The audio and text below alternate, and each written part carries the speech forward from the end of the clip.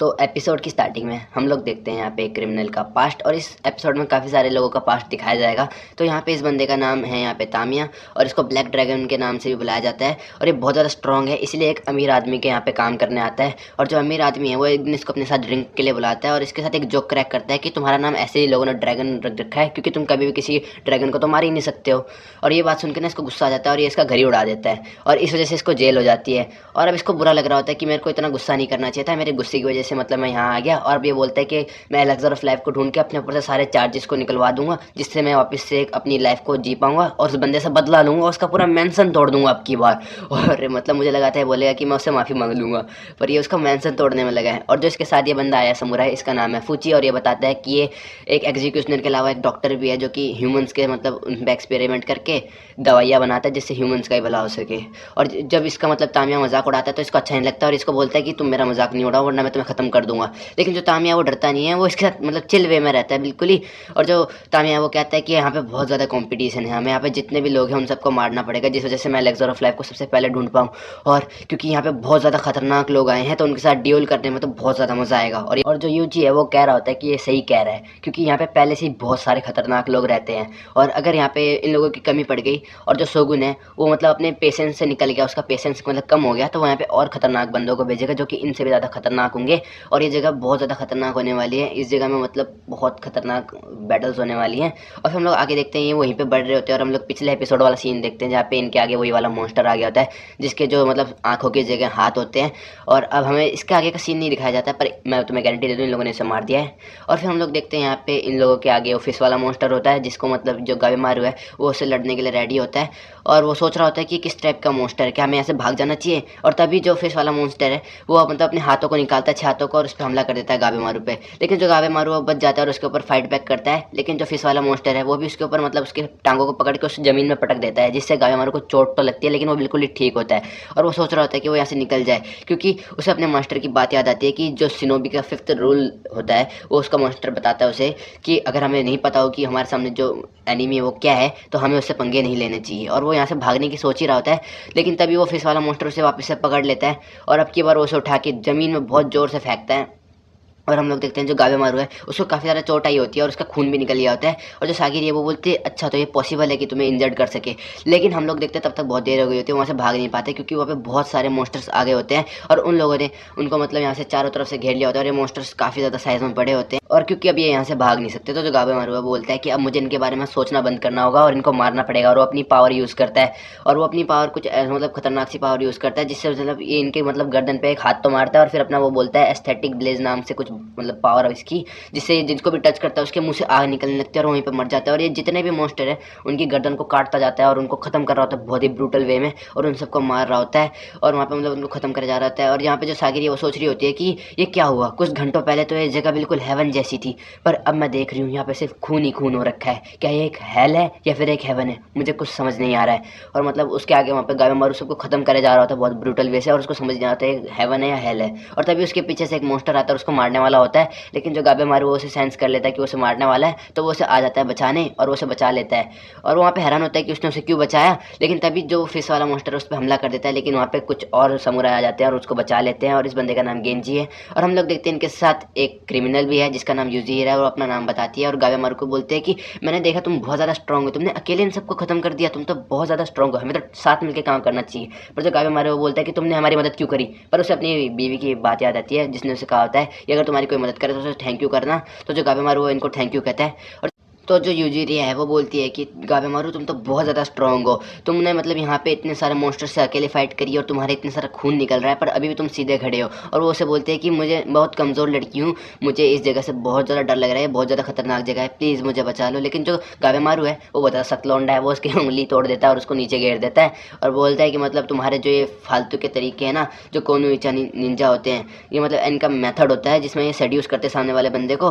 वो इस पे गावेमारू पे काम नहीं करेंगे क्योंकि गावेमारू गाबेमारू को इनकी सारी ट्रिक्स पता है। अब जो यूजुरिया है वो बोलते हैं कि हमें साथ में काम करना चाहिए, क्योंकि हम लोग अगर 5 होंगे तो वो 3 से तो बेहतर ही है। तो जो यहाँ पे सागिरी है वो पूछती है कि तुम्हारे साथ यहाँ पे 2 असासिन्स क्या कर रहे हैं। तो वो बताती है, यहाँ पे जो गेंजी है वो बताता है कि जो मेरा वाला मतलब क्रिमिनल था उसको इस लड़की ने मतलब मार दिया, उसने उसको सड्यूस वेड्यूस वैसे करा जैसे भी गाबेमारू को कर रही थी, और वो हो भी गया। और मुझे लगता है इस लड़की को अकेले संभालना मतलब आसान नहीं होगा, तो इसलिए मैं यहाँ पे आया हूँ। और सड्यूस की बात सुनकर तो ये दोनों भी समझ जाते हैं। और यहाँ पे ये वाला बंदा होता है जो मतलब यूजिरिया का ध्यान रख रहा होता है, लेकिन यूजिरिया इसको इसका इंट्रो देने ही नहीं देती, सामने आ जाती है और बोलती है कि ये जगह बहुत ज़्यादा खतरनाक है, यहाँ पे बहुत सारे खतरनाक मॉन्स्टर्स हैं, बग्स हैं, तो हमें उनसे बचना पड़ेगा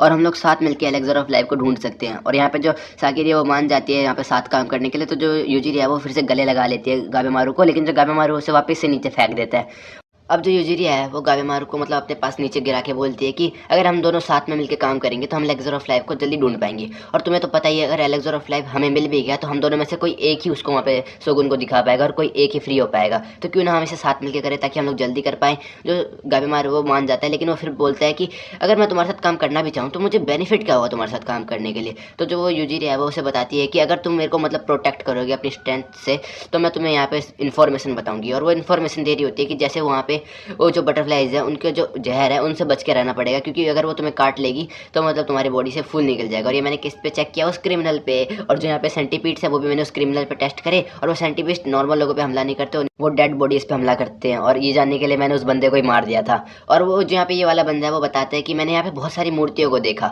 और वो बुद्धिस्ट और टाओइस्ट डिज़ाइन की मूर्तियाँ थी, बट ये दोनों ही धर्म बिल्कुल ही अलग हैं। तो ये बहुत ज़्यादा अजीब बात है कि यहाँ पे ये दोनों धर्म इस आइलैंड पे आए कैसे। और उसकी बात पे सागिरी भी एग्री करती है और यूँ कहती है कि यहाँ पे जो मॉन्स्टर्स है वो बाहर से देखने में तो बहुत खतरनाक है, पर ये अंदर से बिल्कुल ही नॉर्मल है। और जो यूजुरिया है वो कहती है इसीलिए तो हमें साथ काम करना चाहिए ताकि हम इन्फॉर्मेशन को गैदर कर सकें। और जो गाबेमारू है वो उससे पूछता है कि तुम इतना जीना क्यों चाहती हो, तुम मरने से इतना डर क्यों रही हो। तो वो जो यूजुरिया है वो बताती है कि उसकी एक छोटी बहन है जिसको मतलब बहुत खतरनाक बीमारी हो रखी है और उसके पास उसको ठीक करने के पैसे नहीं है, इसलिए वो यहाँ पे निंजा का काम करना शुरू करा उसने। और वो अपनी मतलब ऐसी कोई भी स्टोरी बना रही थी, जो भी उसके मुँह में आ रहा है वो बोले जा रही होती है। लेकिन जो गाबेमारू है उसका झूठ पकड़ लेता है और से बोलता है कि क्या तुम इससे थोड़ी अच्छी स्टोरी नहीं बना सकती। जिस पे जो यूजिरिया है वो बोलती है अरे वाह तुमने तो मेरा झूठ पकड़ लिया। और उसे बताती है कि क्योंकि मैं जीना चाहती हूँ इसीलिए मैं चाहती हूँ कि मैं थोड़ा मतलब मरूँ ना यहाँ पे, और क्योंकि मैं बहुत यंग हूँ तो अच्छा नहीं लगेगा कि मैं मरूँ, यही मेरा रीज़न है जीने का। तो जो गाबेमारू है वो उससे बोलता है कि मेरे पास एक और क्वेश्चन है, तुमने उस क्रिमिनल के साथ सच सच बताना करा क्या था जिस वजह से वो मारा गया। तो जो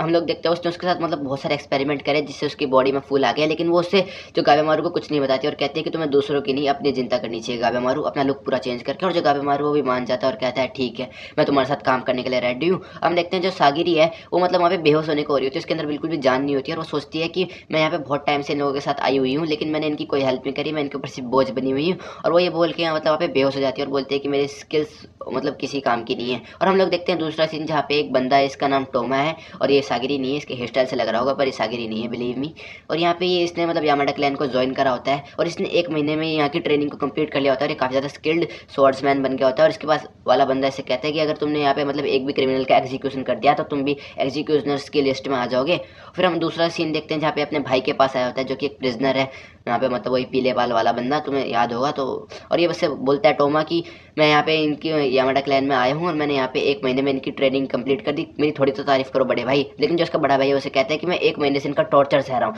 अब तुम मुझे बताओ कि हम यहाँ से जा कैसे रहे हैं। तो जो टोमा है वो कहता है कि मेरे पास एक तरीका है। और फिर हम प्रेजेंट का सीन देखते हैं और ये इनकी बैक स्टोरी थी यहाँ की। और यहाँ पे इनके आगे मतलब यहाँ पे आ रखे हैं बहुत सारे मतलब मॉन्स्टर्स, लेकिन जो इसका बड़ा भाई है पीले बाल वाला बंदा वो खुश हो जाता है और इसको देख के जो टॉम है वो बोलते हैं कि मेरा भाई हमेशा से ही ऐसा था, वो सिचुएशन को देख के हमेशा से मतलब अपने आप को ढाल लेता था। और हम इनका पास्ट देखते हैं जहाँ पे जो इसका डैड है उसको क्लैन से निकाल दिया जाता है, इसकी मॉम मर जाती है, लेकिन जो इसका भाई है वो बिल्कुल भी मतलब रिएक्शन नहीं देता, वो अपने आप को सिचुएशन के हिसाब से ढाल लेता है, वो एक्सेप्ट कर लेता है कि उसकी मॉम मर गई है। और जब इसके फादर को मतलब वहाँ पे धोखा करने के लिए जेल में डाल दिया जाता है तब भी ये कुछ रिएक्शन नहीं देता, ये अपने भाई के साथ ही रहता है। और जब इन पे गुंडों लोगों का मतलब हमला होता है तो जो इसका बड़ा भाई है वो इस बात को भी संभाल लेता है, इनके साथ मतलब घुल मिल जाता है, इनका दोस्त बन जाता है और कुछ टाइम बाद इनका लीडर भी बन जाता है। और हम लोग देखते हैं कुछ सालों बाद जब इनके ऊपर पुलिस यहाँ पे उनके हमला करने आती है तो ये अपने छोटे भाई को भगा देता है और बोलता है कि कुछ टाइम बाद मेरे को बचाने आना, मुझे तुम पे पूरा भरोसा है कि तुम मेरे को बचाने आओगे। और हम लोग यहाँ पे प्रेजेंट का सीन देखते हैं जहाँ पे जो इसका बड़ा भाई है वहाँ पे मॉन्स्टर्स को मारे जा रहा होता है, लेकिन जो इसका चाकू है वो यहाँ पे टूट गया होता है। तो ये अपने छोटे भाई टोमा को बोलते हैं कि हमें यहाँ से भागना पड़ेगा क्योंकि हमारे पास और कोई रास्ता नहीं है। तो यहाँ से भागने लगते हैं और उसका टोमा जो छोटा भाई है वो बोलता है कि मेरा बड़ा भाई हमेशा मुझे बचाता आया है। और हम लोग देखते हैं एक मॉन्स्टर ने टोमा के बाल पकड़ लिए होते हैं, पर जो इसका बड़ा भाई है वो आगे भाग जाता है और जो टोमा है वो बोलता है कि मेरा बड़ा भाई हमेशा से ऐसा ही था। और हम लोग देखते हैं जो टोमा है वो उस मॉन्स्टर्स को मार देता है जिसने उसके बाल पकड़े थे, और तब भी उसका बड़ा भाई आ जाता है उसके पीछे और उस मॉन्स्टर को मार देता है। और वो टोमा अपनी बात कंटिन्यू करता है कि मेरा बड़ा भाई हमेशा से ऐसा ही था, वो मेरे को हमेशा बचाता आया है। और हम लोग देखते हैं यहाँ पे जो बड़े वाले मॉन्स्टर्स हैं अब वो बात कर रहे होते हैं और वो बोलते हैं कि किसी को भी मारना बहुत बड़ा पाप है और तुमने किसी को मारा है यहाँ पे, तो इसलिए तुम्हें सजा दी जाएगी। और यहाँ पे हम लोग देखते हैं जो टॉम है वो डर गया होता है क्योंकि मतलब इसने मॉन्स्टर्स को बात करते हुए सुन लिया। और यहाँ पे जो इसका बड़ा भाई है वो बिल्कुल भी डर नहीं रहा होता है और उसे अपना पास्ट याद आता है जहाँ पे उसके फादर का एग्जीक्यूशन किया जाता है और उसको मतलब बहुत गुस्सा आता है और वो उनसे बोलता है कि तुम मुझे नहीं बताओगे कि मुझे कैसे जीना है, मुझे किसको मारना है किसको नहीं मारना है, तुम कौन होते हो मेरी ज़िंदगी में, मतलब वो मेरे को गाइड करने वाला है कि मुझे क्या करना है। और बोलता है कि मैं ही भगवान हूँ मेरी लाइफ का और मैं ही डिसाइड करूँगा कि मुझे क्या करना है, और उन सभी मॉन्स्टर्स को वहाँ पे ख़त्म कर देता है। और उसका छोटा भाई टोमा ये देख के बहुत खुश हो जाता है और बोलता है कि मेरा बड़ा भाई हमेशा से ऐसा ही था, ये लीडरशिप क्वालिटी है इसके अंदर। और हम लोग देखते हैं इनका एक और पास्ट का सीन जहाँ पे जो टोमा है वो रो रहा होता है और कहता है कि हम लोग समुराई के मतलब वहाँ क्लैन से आते हैं लेकिन अब हमें यहाँ पे डाकुओं की तरह जीना पड़ रहा है, और वो रो रहा होता है। तो उसका बड़ा भाई उसे थप्पड़ मार के कहता है कि कमज़ोरों की तरह रहना बंद करो वरना तुम मारे जाओगे, और अगर तुम्हें नहीं समझ आ रहा है कि तुम्हें अपनी ज़िंदगी में क्या करना है तो तुम मेरे पे भरोसा रखो, जो मैं कहता हूँ वो करो, क्योंकि मैं तुम्हारा बड़ा भाई हूँ तो मैं हमेशा ही सही रहूँगा। और हम लोग देखते हैं हमेशा से बचपन से साथ रहते आए हैं। और जो इसका बड़ा भाई है वो कहता है कि यहाँ पे बहुत सारा कॉम्पिटिशन, हमें जितने भी मॉन्स्टर्स और क्रिमिनल्स हैं उनको मारना पड़ेगा ताकि हम एलेक्सर ऑफ लाइफ पे सबसे ज़्यादा पहले पहुँच पाएँ, और अगर हमें वो मिल गया तो हम दोनों ही उसे कंज्यूम कर लेंगे, क्योंकि इसके बाद जो मौत है वो खुद हमें नहीं सिखा पाएगी कि हमें किस तरह से जीना है, हम लोग अपनी मर्जी से जीएंगे। वो अपने छोटे भाई को ये कहता है। और जो उसका छोटा भाई है उसे कहता है कि क्या तुम श्योर है इस बात में, क्योंकि ये जगह बहुत ज़्यादा खतरनाक है, यहाँ पे बहुत सारे मॉन्स्टर्स है तुमने जैसा कि देखा, और जो लोग यहाँ पे जिंदा बचेंगे वो उन मॉन्स्टर से भी ज़्यादा खतरनाक है, तो यहाँ पे जो कंपटीशन है वो बहुत ज़्यादा खतरनाक होने वाला है और जो भी वीक होगा वो मारा जाएगा। और इसी के साथ यहाँ पे ये एपिसोड खत्म हो जाता है। मिलते हैं अपने अगले एपिसोड में, तब तक के लिए बाय।